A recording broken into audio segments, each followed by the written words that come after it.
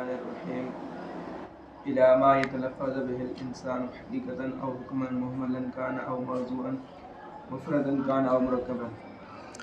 بس بسم اللہ الرحمن الرحیم معنی کریں. پھر منقول ہوا ناویوں کے عرف میں طرف اس کے جس کا انسان تلفظ کرتا ہے حقیقتاً یا حکماً محمل ہو متلفظ بھی یا موضوع ہو مفرد ہو متلفظ بھی یا مرکب ہو. توجہ ہے. تو پھر منقول الیہ کیا ہوا؟ ما یتلفظ به الانسان. کیا؟ ما یتلفظ به الانسان. اس میں پھر آگے عموم ہے، تلفظ حقیقی ہو حکمی ہو متلفظ بھی موضوع ہو محمل ہو مفرد ہو مرکب ہو، ساری صورتوں میں اس کو لفظ حقیقی کہا جاتا ہے. کیا کہا جاتا ہے؟ یہ جملہ قابل توجہ ہے، ٹھیک ہے نا. ساری صورتوں میں اسے کیا کہا جاتا ہے؟ لفظ حقیقی. لفظ مجازی نہیں، لفظ حقیقی ہے. بات سمجھے؟ اب یہاں چند باتیں سمجھیں. انہوں کا الا ما یتلفظ به الانسان، جس کا انسان تلفظ کرے، جس کا انسان تلفظ کرے. اعتراض یہ ہے، اعتراض کی اجمالی تقریر یہ ہے کہ یہ تو اخذ المحدود فی الحد کے باب سے، یہ تعریف دوری ہے. یہ تعریف کون سی ہے؟ اس تعریف میں دور ہے. کیسے تعریف کس کی ہو رہی ہے؟ لفظ کی. کس کی تعریف ہو رہی ہے؟ لفظ کی. اور ما یتلفظ به الانسان، یتلفظ تلفظ سے ہے فعل، اور تلفظ یہ منشعب ہے کس سے؟ لفظ سے. ٹھیک ہے. تو یتلفظ پھر لفظ سے بنا، تو یتلفظ کی معرفت موقوف تلفظ کی معرفت پر، تلفظ کی معرفت موقوف لفظ کی معرفت پر. سمجھو بات کو.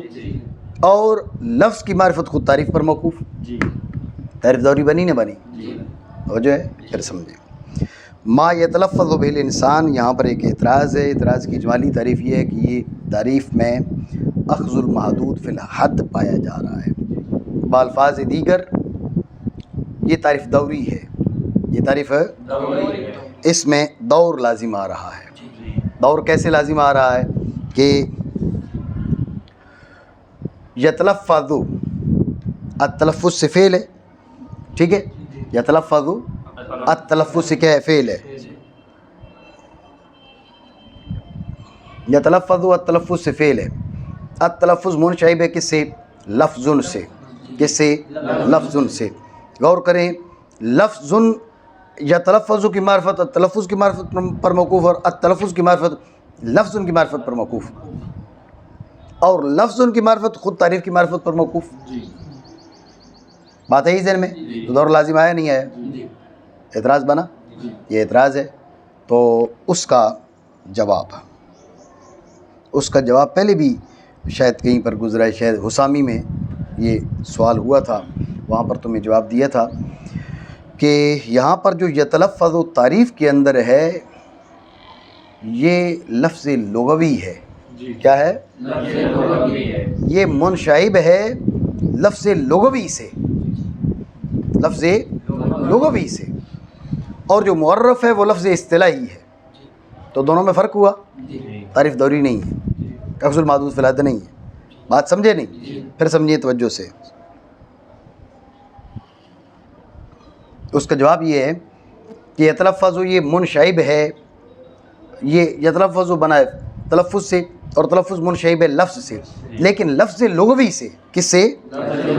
لفظ لغوی سے. اور یہاں پر جو معرف ہے وہ لفظ اصطلاحی ہے.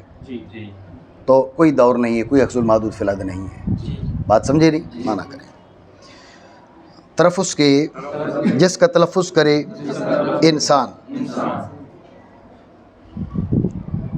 بات آپ سمجھ رہے ہیں نہیں؟ آگے چل کے ویسے اعتراضات آئیں گے، ان کے جوابات بھی دیں گے. اعتراض یہ کہ کیا کہا؟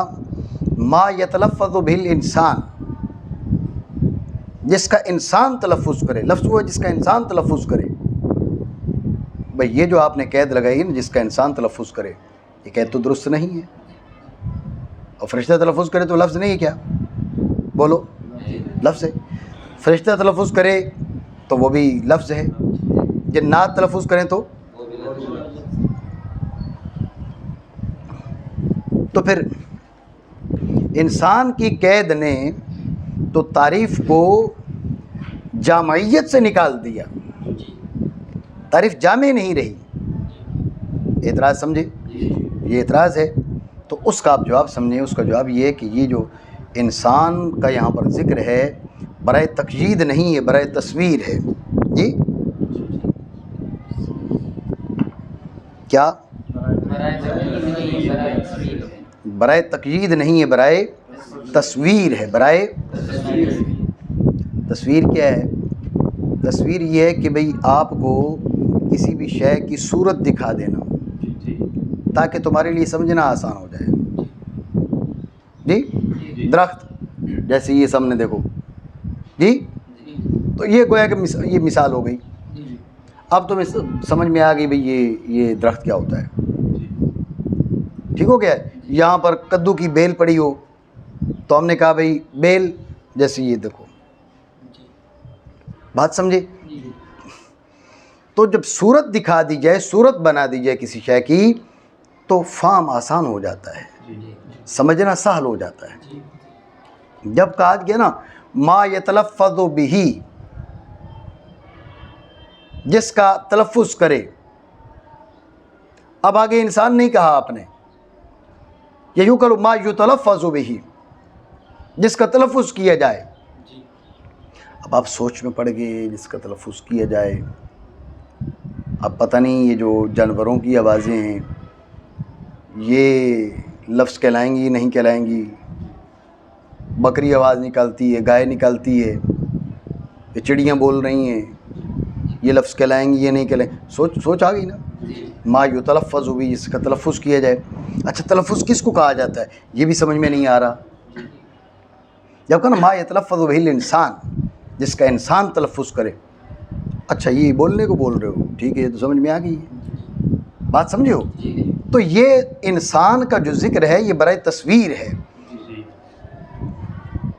برائے تقیید نہیں ہے. اور انسان ہی کا ذکر کیوں؟ اس لیے کہ فرشتے ہمارے دیکھنے میں نہیں آتے. جنات کو ہم دیکھ لیں تو پھر ہمیں ویسی کوئی بات سمجھ میں نہیں آتی. ٹھیک ہے نا. تو اب انسان کیا تھا ہمارے لیے، اس کو انسان اور انسان کی صفات ان کو سمجھنا ہمارے لیے سہل تھا، اس لیے انسان کو ذکر کیا.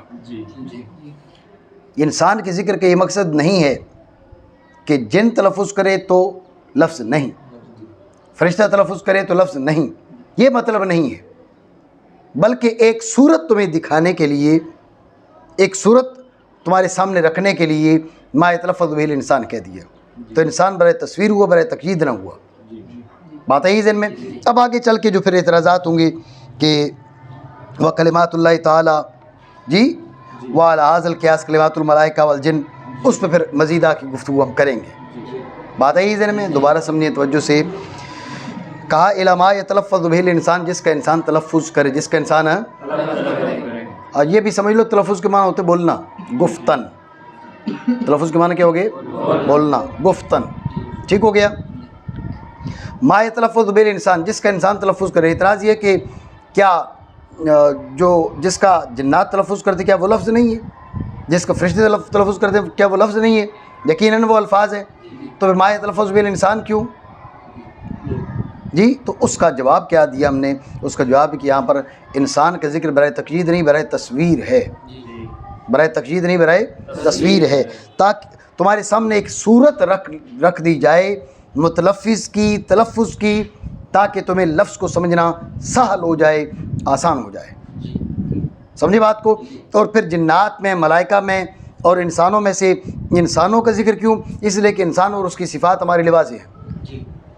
ہم کہتے ہیں بھائی ما یتلفظ بہ الملائکہ، ما یتلفظ بہ الجن، تو جب جن کوئی نہیں پہچانتے اس کے تلفظ کو کیسے سمجھیں گے؟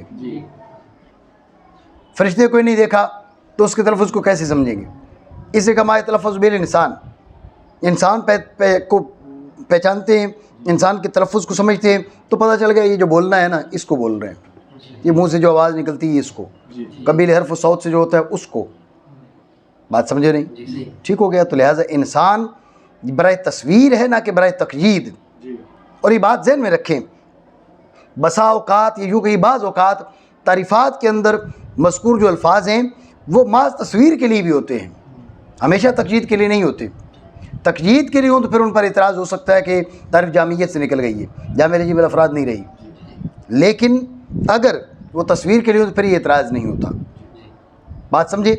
تو آگے چل کے جو اعتراض آئے گا کہ وَعَلَىٰ هَٰذَا الْقِيَاسِ كَلِمَاتُ الْمَلَائِكَةِ وَالْجِنِّ، وہاں پر پھر مزید ہم گفتگو اس پہ کریں گے. بات سمجھے ہو؟ معنی کریں. تلفظ کے جس کا انسان تلفظ کرے، ٹھیک ہو گیا، حقیقتاً تلفظ ہو یا حکماً تلفظ ہو. یہ حقیقتاً کیا ہے؟ یتلفظ میں جو مصدر ہے تلفظ اس کی تعمیم ہے، صفت بھی اسی کی ہے. تلفظاً حقیقیاً او تلفظاً حکمیاً، تلفظاً حقیقیاً او تلفظاً حکمیاً. سمجھے نہیں؟ معنی کریں. تلفظ کے جس کا انسان تلفظ کرے ازرو حقیقت یا ازرو حکم.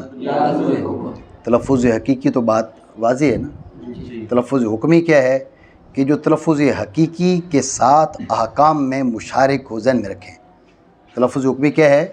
وہ تلفظ جو تلفظ حقیقی کے ساتھ احکام میں مشارک ہو. تلفظ حکمی کیا ہے؟ وہ تلفظ جو تلفظ حقیقی کے ساتھ احکام میں مشارک ہو. احکام میں یہ بالحکمی کل منوی فی زید ضربہ، وہاں چل کے مزید بات آتی ہے. تو جو ہے معنی کریں، حقیقتاً ہو تلفظ یا حکماً. دو اعتراض.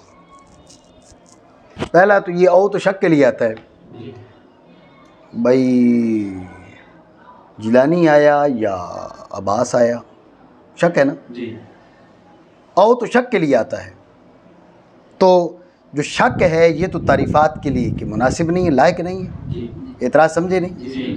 یہ پہلا اعتراض ہے. تو اس کا جواب یہ ہے یا او شک کے لیے نہیں، تعمیم کے لیے ہے. باقی کی تلفظ ہو جب بھی وہ لفظی ہے، حکمی تلفظ ہو جب بھی وہ لفظی ہے، یہ تعمیم ہے، ہمیں شک نہیں ہے. تمہیں بتا رہے ہیں حقیقی ہو جب بھی وہ لفظ حقیقی ہے، تلفظ حکمی ہو جب بھی وہ لفظ حقیقی ہے. توجہ ہے؟ ہوگی بات. دوسرا اعتراض، اب آپ دیکھیں نا، حقیقتاً او حکماً، یہاں کانا وانا نہیں آیا بیچ میں. موملاً او موضوعاً کے بیچ کانا آ گیا، مفرداً او مرکباً کے بیچ کانا آ گیا. آ گیا نا جی؟ کیوں آیا؟ کوئی بیان کرے گا جی؟ سمجھو، میں نے آپ کو پہلے تاکید کی اور اس بات کو سمجھیں کہ یہاں پر کوئی ایک حرف بھی ایسی نہیں لگا دی ہے علامہ جامی علیہ الرحمٰن نے فری میں ہی. نہیں، فری میں کوئی لفظ بھی نہیں لگایا. ہر لفظ کے نیچے جو ہے وہ جیلانی سویا پڑا ہوا ہے. اب آپ جیلانی کو جگائیں یا نہ جگائیں، ٹھیک ہے نا جی، غلام جیلانی کر لیتے. تو اصل بات یہ ہے کہ آپ سوال کریں کہ حقیقتاً او حکماً، محملاً او موضوعاً، مفرداً او مرکباً. تو حقیقتاً او حکماً کے بیچ کانا نہیں لائے، محملاً او موضوعاً اور مفرداً او مرکباً کے بیچ کانا کیوں لے کر آئے؟ بھئی حقیقتاً او حکماً میں مقدر ہے، ٹھیک ہے، جب مقدر والی بات نہ کریں وہاں تقدیر والے اس پہ اعتراض ہو جائے گا. اب یہ کہ بھئی حقیقتاً او حکماً کے بیچ جب وہاں پر کانا کی تصریح نہیں کی، یوں کہیں تو محملاً کانا و موضوع، یہاں پر کانا کی تصریح کی حاجت نہیں تھی. ایسے کہ حقیقتاً و حکماً، محملاً و موضوعاً، مفرداً و مرکباً ایسے کہہ دیتے، کانا کو مقدر کر دیتے. آخری دو مقامات میں کانا کی تصریح اور پہلے میں کانا کی صراحت نہیں ہے. اس کی وجہ تو جو ہے، تو اس کی وجہ سمجھیں، اس کی وجہ یہ ہے کہ یہ کانا آخری دو میں لا کر، حالانکہ مقدر کیا جا سکتا تھا آخری دو میں، اس بات کی طرف اشارہ کر دیا حقیقتاً او حکماً کا اسلوب اور ہے، محملاً کانا او موضوعاً مفرداً او مرکباً، یہ اس کا اسلوب اور ہے. اسلوب مطلب موصوف، حقیقتاً او حکمن کا موصوف ہے تلفظ، تلفظاً حقیقیاً او تلفظاً حکمیاً. اور حقیقتاً و حکمن میں جو عامل ہے وہ کانا مقدرہ نہیں، اس لیے میں نے کہا مقدر نہ بولو. حقیقتاً و حکمن میں مقدر نہ کہو. یہاں کانا مقدرہ عامل نہیں ہے، بلکہ اس کا موصوف معذوف تلفظاً، جو مفعول مطلق ہے یہ تلفظوں سے. سمجھ رہے ہو بات کو؟ تو یہ مفعول مطلق مجازن ہے حقیقتاً و حکمن بیتبار موصوف معذوف کے. آپ سمجھ رہے ہو؟ تو ان کی جو نسب ہے حقیقتاً اور حکمن کی، یہ مفعول مطلق ہونے کی وجہ سے ہے. اور محملاً کان او موضوعاً، ابھی محملاً اور موضوعاً اس کی صفت نہیں جس کی حقیقتاً اور حکماً صفت ہے. توجہ ہے؟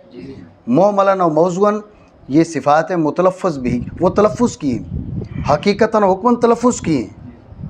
محملاً موضوعاً مفرداً مرکباً یہ متلفظ بھی کی ہیں اور لفظ کی.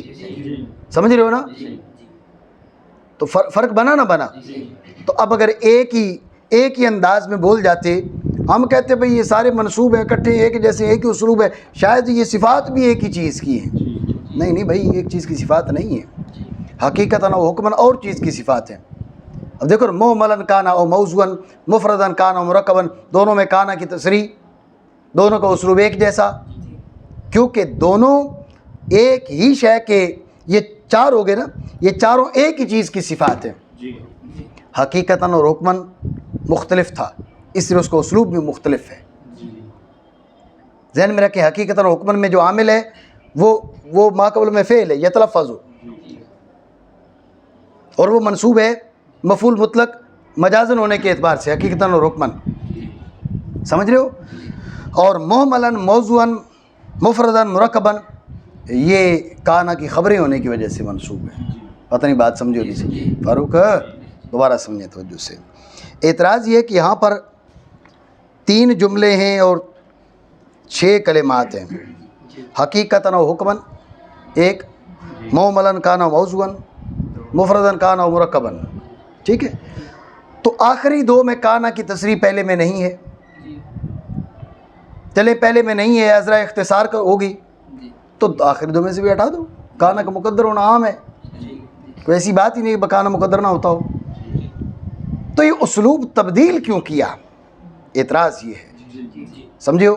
تو اس کا جواب میں نے آپ کو بتایا کہ اسلوب کی تبدیلی اشارہ ہے اس بات کی طرف کہ یہ 6 کے 6 کلمات اور تینوں جو جملے ہیں یہ ایک شے کی صفات بن کر نہیں آ رہے.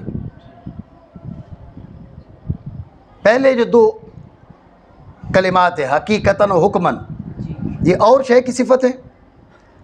آخری جو 4 کلمات ہیں محملاً موضوعاً مفرداً مرکباً یہ چاروں اور شے کی صفت ہے. پہلے 2 کس کی صفت ہیں؟ تلفظ مقدر کی. باسط تلفظ ما یتلفظ بہ الانسان تلفظا حقیقیا او تلفظا حکمیا. سمجھے؟ تو حقیقتاً و حکماً کو کانا نسب نہیں دے رہا، یہ مفعول مطلق مجازن ہے، اور موصوف معذوف ہے نا، اس لیے مجازن کہہ رہے ہیں. ٹھیک ہے نا؟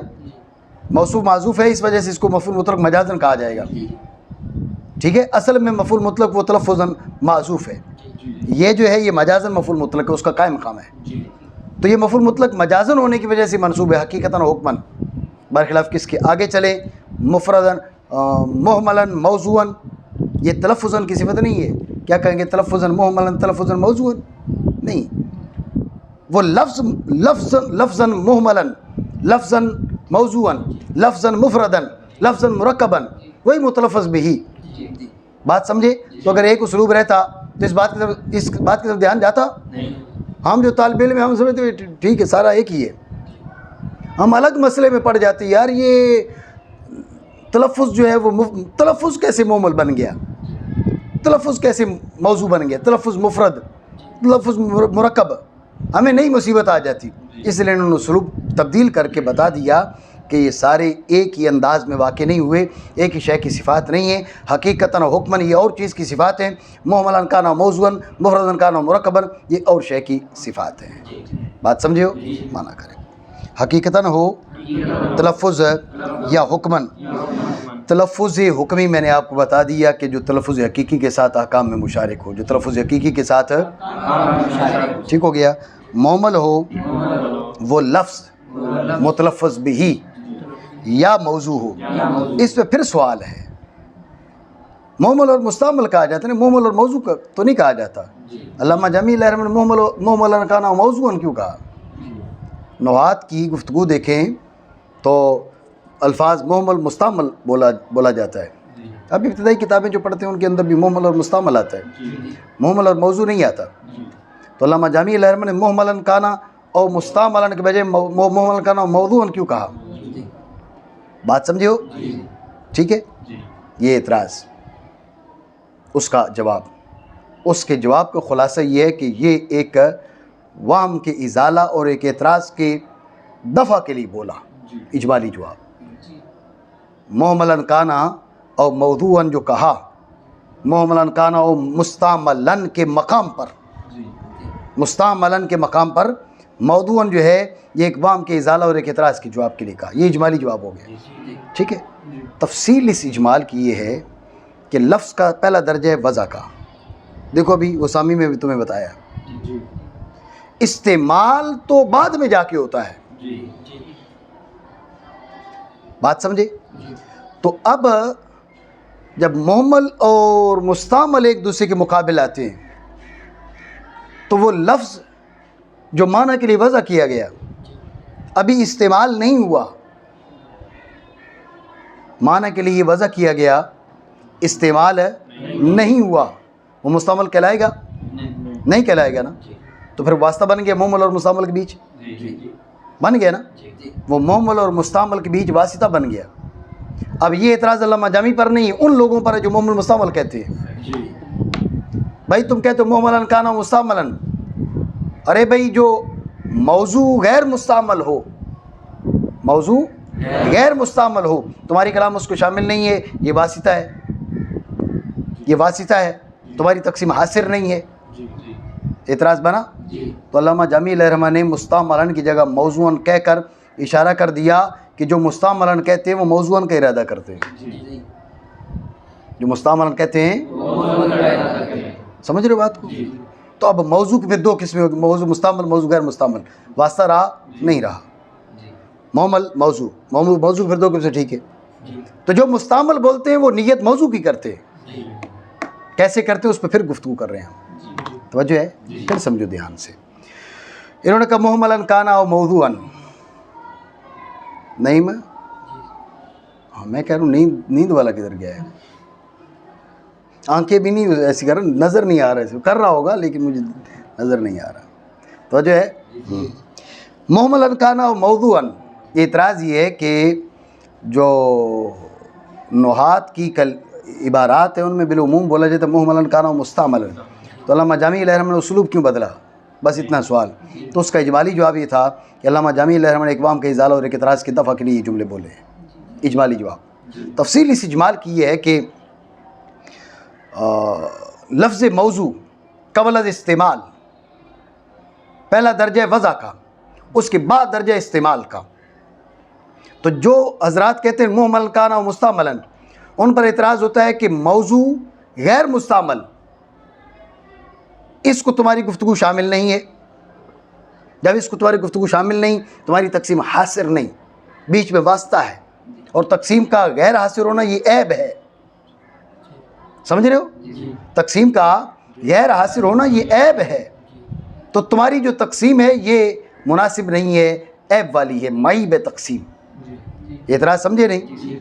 تو یہ ان لوگوں پر اعتراض ہے, جامی علیہ رحمہ پر نہیں ہے. ان لوگوں پر اعتراض ہے جو محملن و مستعملن کہتے ہیں. تو علامہ جامی علیہ رحمہ نے گویا کہ ان کی طرف سے جواب دیا کہ جب وہ مستعملن کہتے ہیں تو مراد موضوعاً ہی لیتے ہیں, مراد موضوعاً ہی لیتے ہیں, کوئی بیچ میں واسطہ نہیں رہا. محملن موضوعاً, موضوع کے آگے پھر دو قسم, مستعمل غیر مستعمل. بات سمجھے نہیں؟ ٹھیک ہو گیا. تو لہٰذا ان پر اعتراض نہیں ہوگا. علامہ جامی علیہ رحمہ نے موضوعاً کہہ کے اشارہ کر دیا, ان پر اعتراض درست نہیں ہے. وہ مستعملاً بول کے موضوعاً ہی کا ارادہ کرتے ہیں. ٹھیک ہو گیا. لیکن یہ سوال ضرور ہوگا بھئی موضوع بول کے مستعمل بول کے موضوع کیسے مراد ہے؟ یعنی نیت موضوع کی ہے، بول رہے ہیں مستعمل، جی ایسا کیوں، اور ایسا ارادہ کیسے درست ہے؟ نماز کتنے بجے ہے؟ اس سے پوچھ رہا ہوں نا جس نے جانا ہے، ٹائم ہے نا ابھی، بہت ٹائم۔ توجہ ہے، مسئلہ یہ ہے کہ بول رہے ہیں مستعمل، ارادہ موضوع کا، یہ تو ٹھیک ہے مجاز ہے، لیکن مجاز کے علاقے ان میں سے کون سے علاقے یہاں پایا جا رہا ہے؟ اعتراض سمجھے نہیں؟ تو اس کا جواب یہ ہے کہ یہ مجاز بالمشارفت ہے۔ کون سا؟ مجاز بالمشارفت۔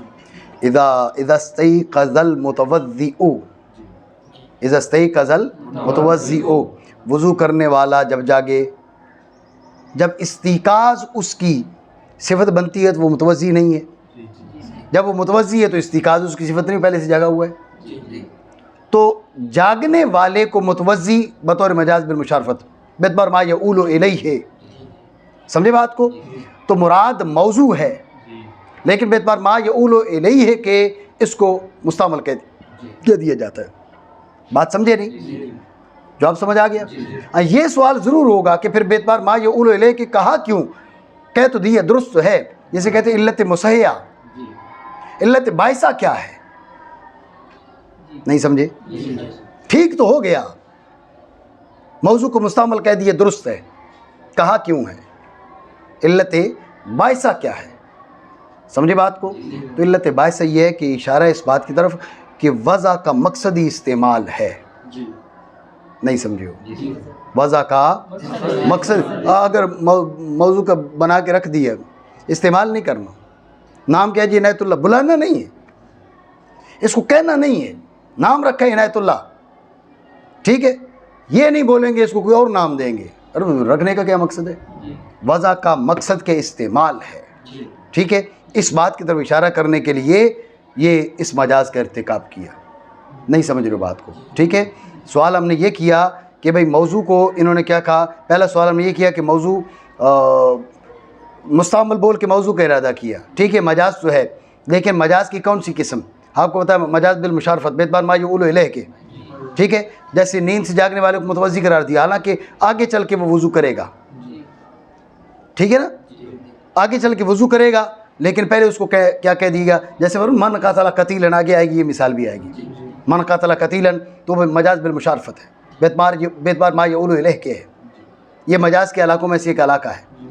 تو اب آگے چل کے اس موضوع نے مستعمل ہی بننا تھا تو پہلے مستعمل کہہ دیا، ٹھیک ہے، لیکن اس پر یہ سوال ہے کہ یہ تو علت مسہیہ ہوئی نا، یہ ہمارے اساتذہ جو ہیں ان کے تلفظات ہیں، یہ علت مسہیہ اور علت باعثہ، ٹھیک ہے نا، یہ بھی باب یہ مشائخ کی گفتگو کے قبیل سے ہیں، اس پر بھی نقد وغیرہ اگر کوئی وارد کرنا چاہے تو ہو سکتے ہیں، لیکن بات یہ کہ اساتذہ کا جو مقصد ہے وہ افہام افادات مقصود ہوتے ہیں، ان میں کوئی کچھ نہ کچھ جو ہے وہ اگر زیادہ بال کی کھال اتاریں گے تو اس سے فائدہ تو حاصل کوئی نہیں ہوگا، لیکن وہ افادہ اور استفادہ اس میں خلل ضرور پڑے گا، ٹھیک ہے۔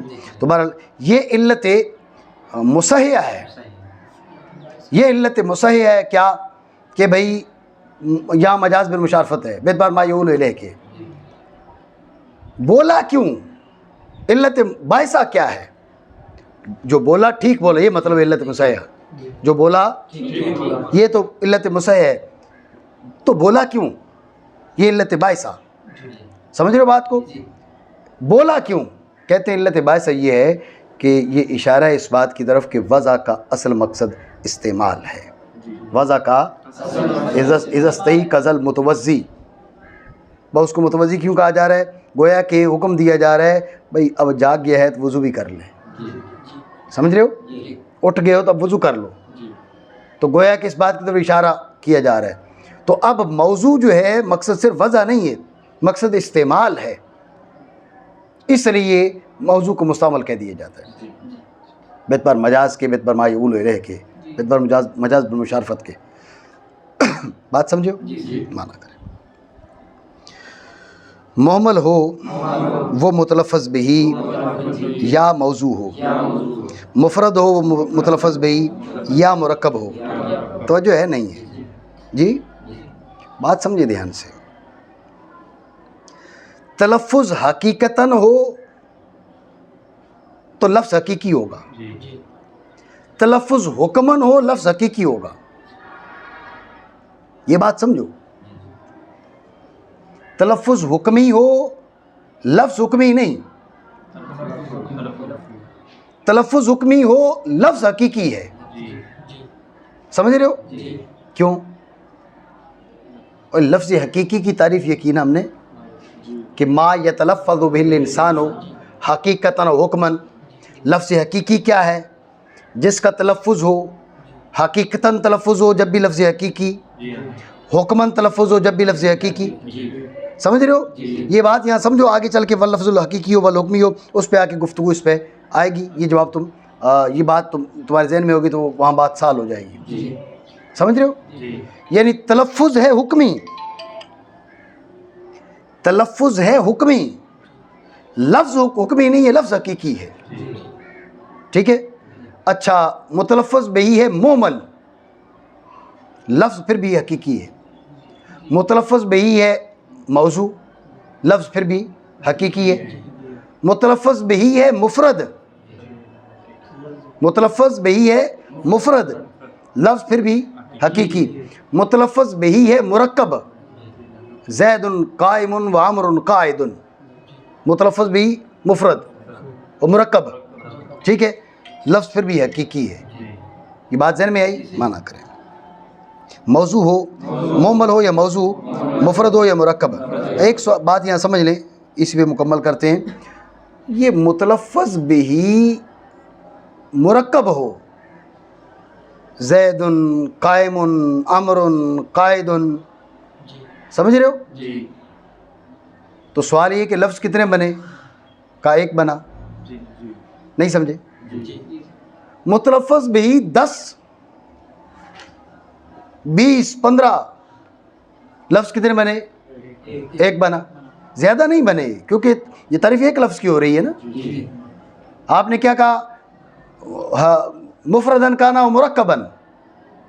اب آپ نے 10 جملے آپس میں جڑے ہوئے اکٹھے بول دیے.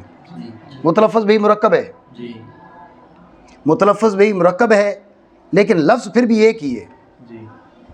تو یہ کیسے؟ یہ تو غیر معقول سی بات لگ رہی ہے نا. متلفظ بہی کو 10 کلمات ہم نے بول دی اور لفظ وہ ایک ہے. سمجھ رہے ہو بات نہیں؟ تو یہ ایک لفظ کیسے ہو سکتا ہے؟ جب متلفظ بہی مرکب ہے تو لفظ ایک کیسے ہو سکتا ہے؟ یہ اعتراض ہے.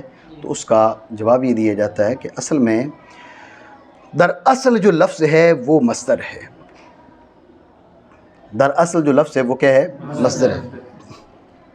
ذہن میں رکھنا جو مصدر ہے وہ اسم جنس کی مانند ہے یا اسم جنس ہے. اسی لیے وہ لا یذکر ولا یؤنث، لا یوحد ولا یجمع، لا یثنى ولا یجمع، نہ مذکر نہ مؤنث نہ مثنیٰ نہ مجموع. سمجھے بات کو؟ ایک ہی لفظ کے ساتھ وہ سب کو شامل. چونکہ لفظ اپنی اصل کے اعتبار سے مصدر ہے، اور مصدر دیکھو نا جی، اس نے 10 ڈنڈے مارے کسی کو تو کیا کہا جائے گا؟ مارا. کیا بولا جائے گا؟ مارا. اب 20 مارے جب بھی مارا. یہ جو مار ہے مصدر، یہ سب کو شامل.